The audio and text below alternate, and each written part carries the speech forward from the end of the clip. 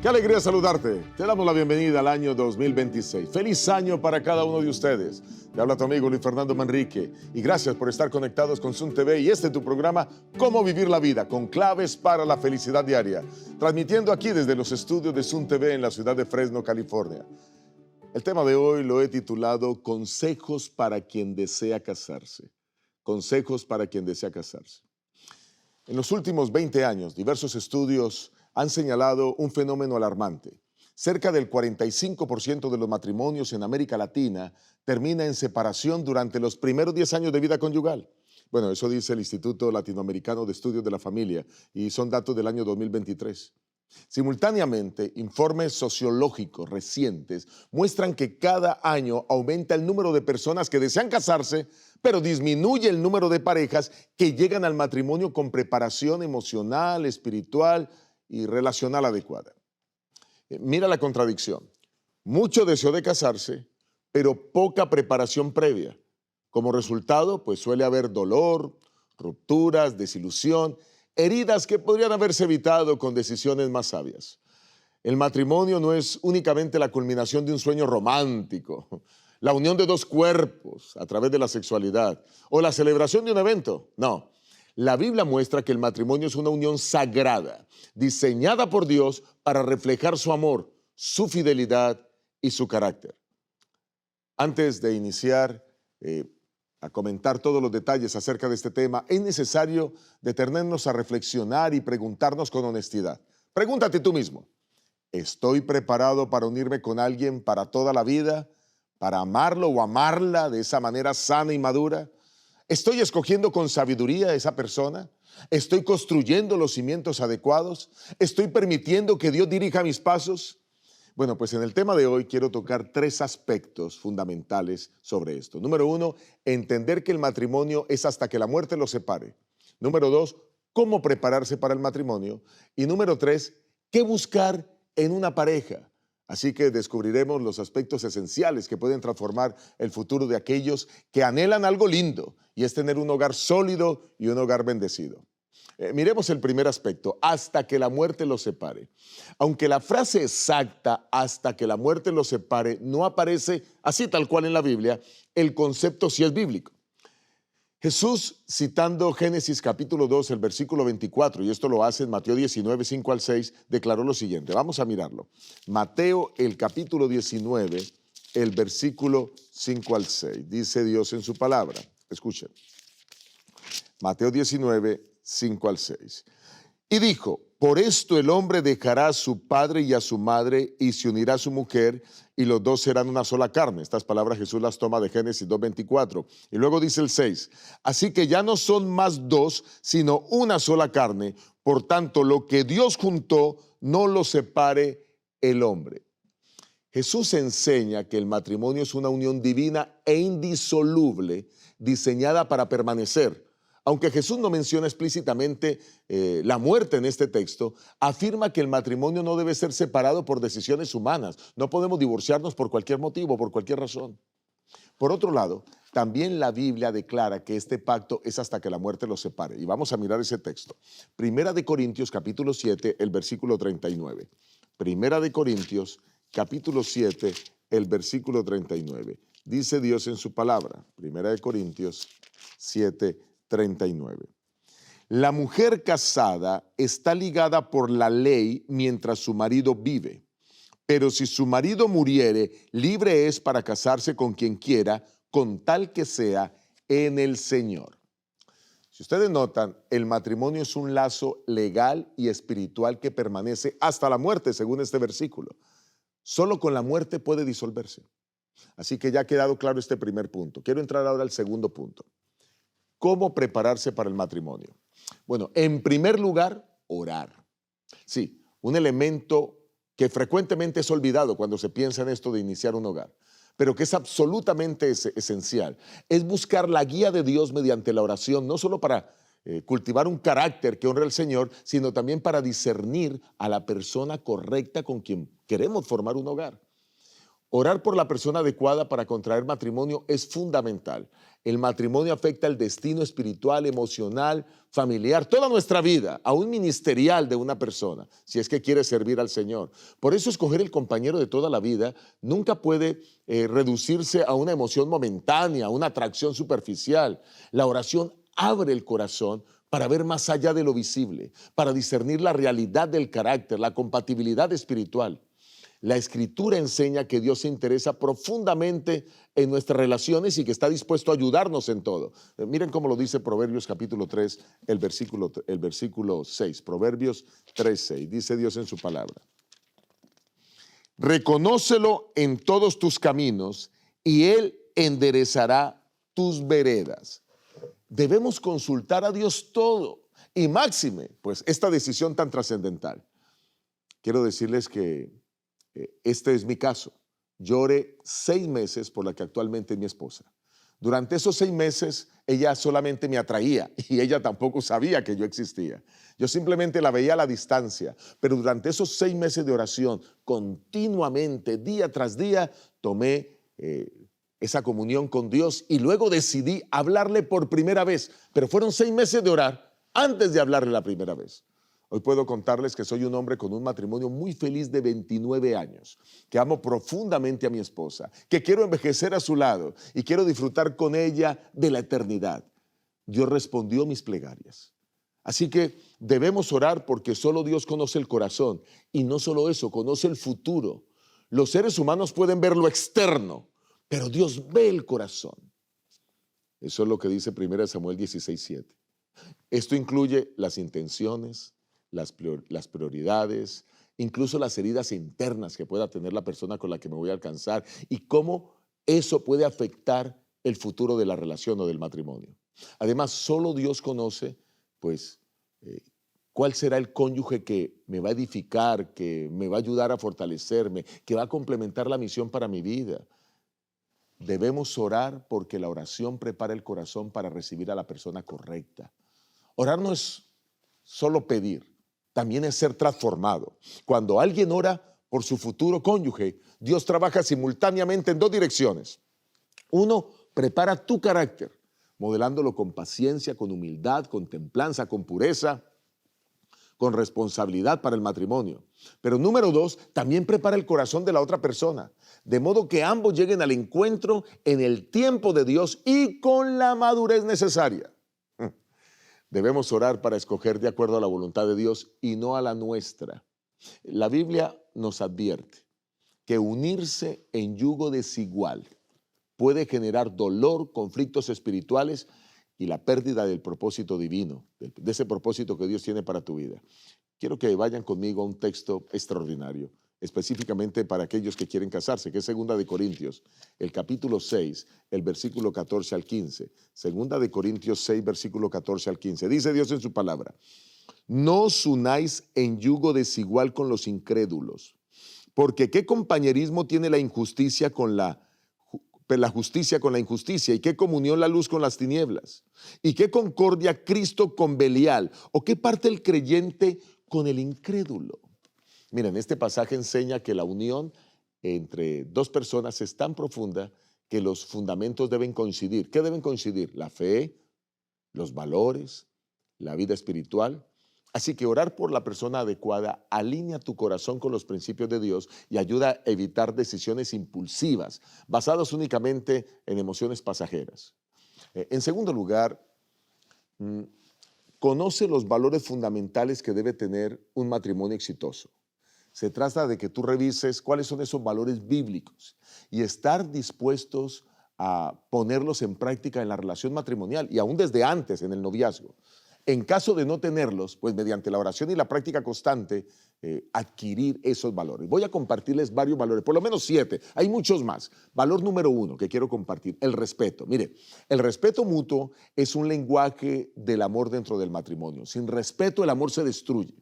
Efesios 5:33 así lo presenta. Miren cómo la palabra del Señor lo muestra. Efesios capítulo 5, el versículo 33. Dice Dios en su palabra: por lo demás, cada uno de vosotros ame también a su mujer como a sí mismo, y la mujer respete a su marido. Esto es fundamental. Así que necesitamos seguir este principio. Vamos con otro valor, la fidelidad. Mire, Dios honra la fidelidad matrimonial. Una persona que no es fiel en el noviazgo podría no serlo en el matrimonio. Por eso es importante que comprendamos el valor tan maravilloso que hay en este concepto. Hebreos 13:4. Hebreos, capítulo 13, el versículo 4, así lo destaca. Mire, dice el Señor en su palabra: honroso sea en todos el matrimonio y el lecho sin mancilla, pero a los fornicarios, los que cometen pecados sexuales, y a los adúlteros, los que se buscan otra mujer, un amante, los juzgará Dios.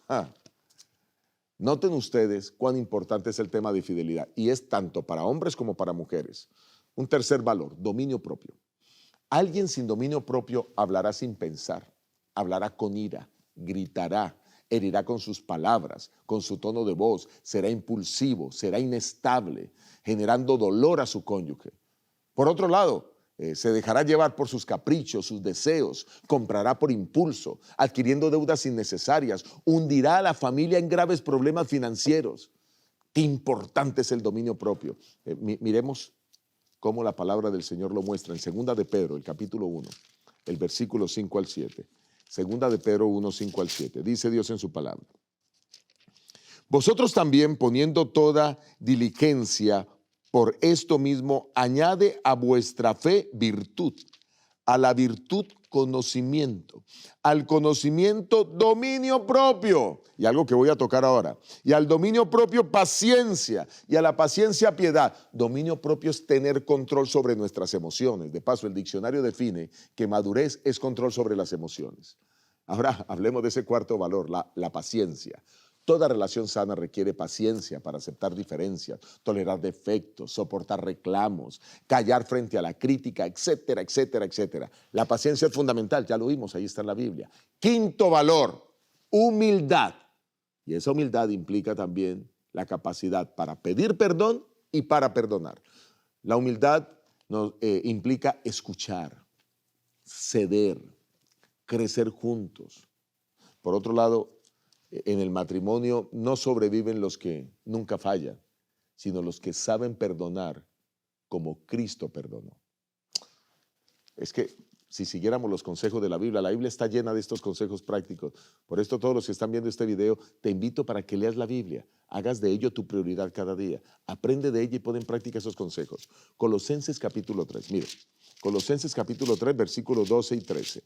Colosenses 3, 12 y 13 dice el Señor: vestíos pues como escogidos de Dios, santos y amados, de entrañable misericordia, de benignidad, de humildad, de mansedumbre, de paciencia. Y luego dice: soportándoos unos a otros y perdonándoos unos a otros, si alguien tuviera queja contra otro, de la manera que Cristo os perdonó, así también hacedlo vosotros. Cuán importante esto de la humildad, el perdonar y el también pedir perdón.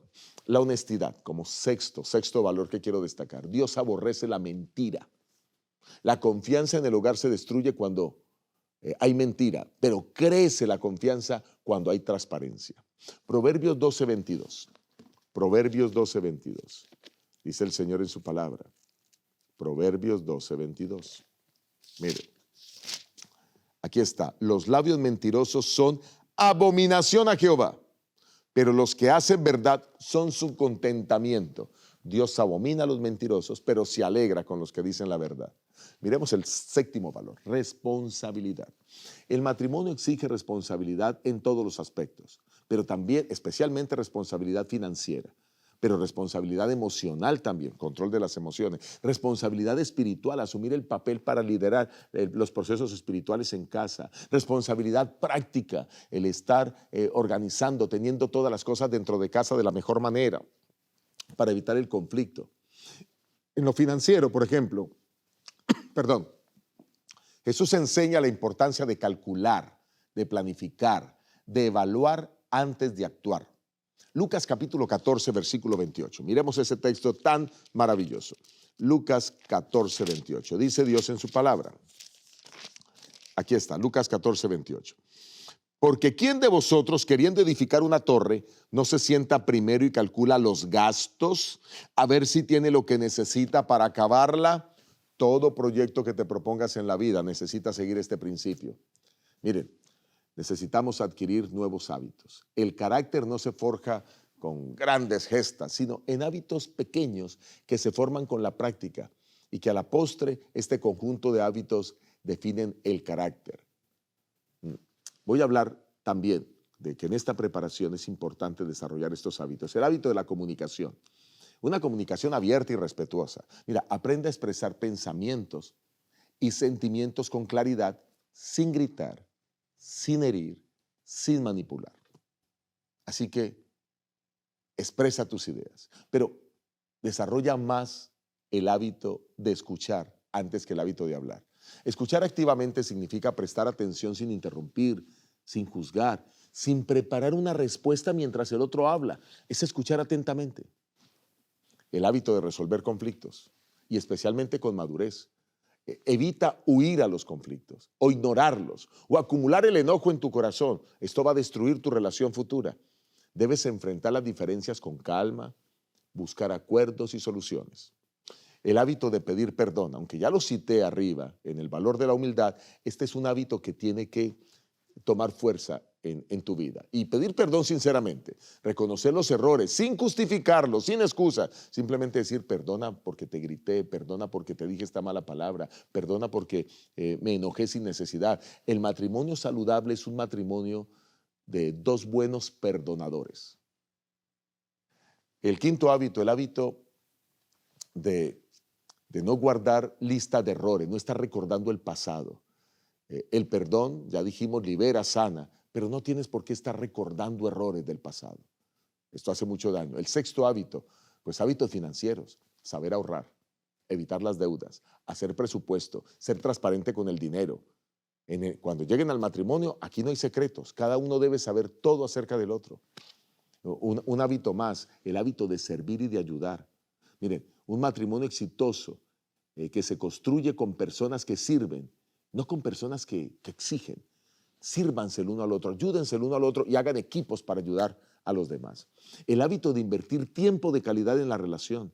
Prioricen la pareja por encima de los amigos, por encima del trabajo, por encima de las redes sociales. Después de Dios, la familia es lo más importante. Luego está lo demás. El hábito de la disciplina. Disciplina espiritual, por ejemplo, todos los días voy a orar, varias veces al día. Todos los días voy a leer la Biblia. Todos los días, hasta donde sea posible, voy a servir y ayudar a alguien. Voy a establecer una rutina de participación en la iglesia. Una vida espiritual fuerte sostiene un hogar fuerte. El hábito de la paciencia, aprender a esperar, especialmente cuando las esposas se están arreglando, a soportar, a comprender, a tolerar, a acompañar. Mire, necesitamos aprender estos hábitos. Quizás unos dos hábitos más, el hábito de cuidar la salud. Tanto física como emocional como mental.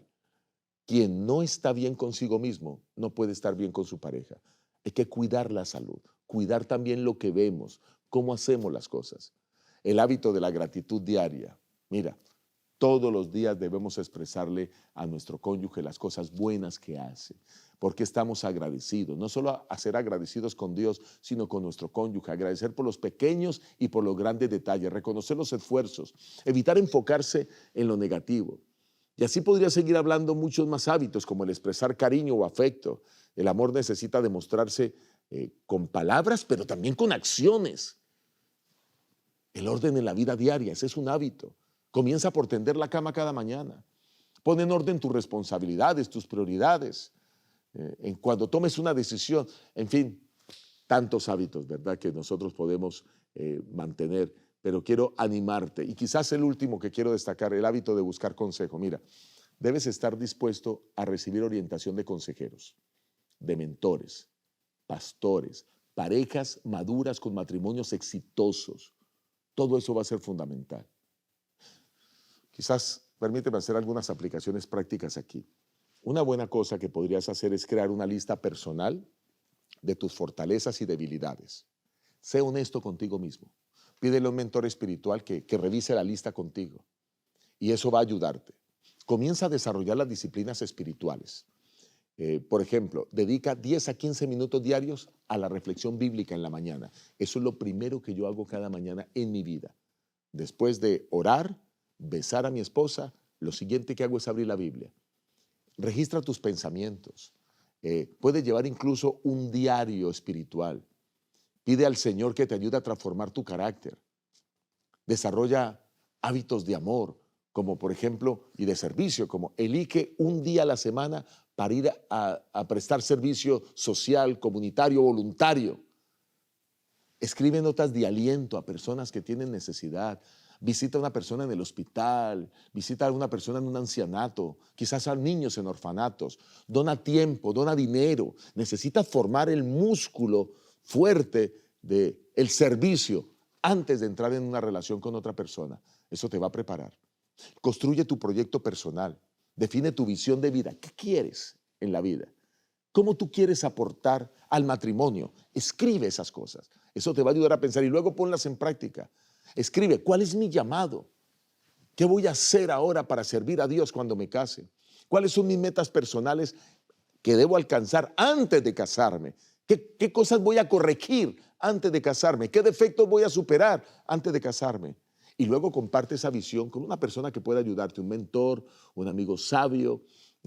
Pide que te ayude a revisarla y quizás busca a otra persona a quien pueda rendir cuentas. Busca una amistad madura que te pueda supervisar en tu crecimiento, que pueda revisar mensualmente tus avances, orar contigo, animarte, preferiblemente una persona del mismo sexo. Cuando esa persona ha trabajado con la ayuda de Dios en conocerse, en desarrollar valores, en adquirir hábitos que forman el carácter, pues está listo para avanzar. Y entonces ahora puede saber qué debe buscar en la otra pareja. Y aquí voy a tocar el último punto de este tema. ¿Qué buscar en la otra pareja? Mire, el criterio para escoger pareja no solo consiste en decir, me siento bien con esta persona. No puede basarse únicamente en la atracción, en la química, en el romance, sino en la alineación de creencias, valores y metas. Sin embargo, la atracción y la química emocional y el romance son elementos hermosos, buenos, que Dios mismo colocó en la experiencia humana. Son importantes, son necesarios y pueden convertirse en una bendición dentro del matrimonio. Pero, atención, cuando estos elementos son el único fundamento para decidir con quién voy a compartir la vida, la relación queda expuesta a la inestabilidad y a una posible decepción. La atracción puede aparecer rápido, pero la compatibilidad necesita tiempo, observación, madurez. Una relación puede comenzar con intensidad emocional y aún así carecer de los pilares necesarios para construir un hogar. La Biblia nos recuerda en Amós 3:3, un texto que me sé de memoria, tantas veces lo hemos repetido en este programa. ¿Andarán dos juntos si no estuvieran de acuerdo? Mira, esto enseña que dos personas pueden sentir algo fuerte, pero no necesariamente caminar en la misma dirección. La química, esa sensación especial que surge entre dos personas, puede ser hermosa, pero también temporal. La emoción puede desaparecer. Los valores, en cambio, son firmes, permanentes. Definen la forma en que una persona toma decisiones, enfrenta problemas, construye el futuro. Una relación basada solo en lo que se siente puede tambalear ante conflictos, ante el estrés, ante diferencias profundas. El romance inspira, une, llena de ternura la relación, pero no tiene la capacidad de resolver diferencias profundas. No puede compensar las posturas opuestas respecto a la fe, al manejo del dinero, la crianza de los hijos, la participación en la iglesia, la visión del futuro, el propósito para la vida. Cuando los sentimientos son el único criterio en la relación, pues la relación se vuelve vulnerable. Pero en cambio, cuando la fe y los valores están alineados, el amor se vuelve firme, resistente, saludable. Así que es importante que se pueda tener claro que las creencias deben ser similares, que los valores deben ser similares y que las metas deben ser similares. Cuando eso forma el marco general de la relación, pues están ustedes labrando un gran futuro. Gracias porque tú has estado atento a este programa. Recuerda que la vida devocional en el hogar, la asistencia a la iglesia en familia, el enseñar a los hijos, el aprender a pedir perdón, el tener unidad en valores, el tener unidad de propósito, el tener unidad en metas, el admirarse mutuamente, el decirse cosas lindas, todos estos son elementos fundamentales para poder llegar a construir una linda relación. Gracias por haber estado aquí en Cómo Vivir la Vida. Que Dios te bendiga y prepárate para poder llegar al más alto nivel de calidad de vida siguiendo las enseñanzas de la Biblia. Que Dios te bendiga. Dios te bendiga.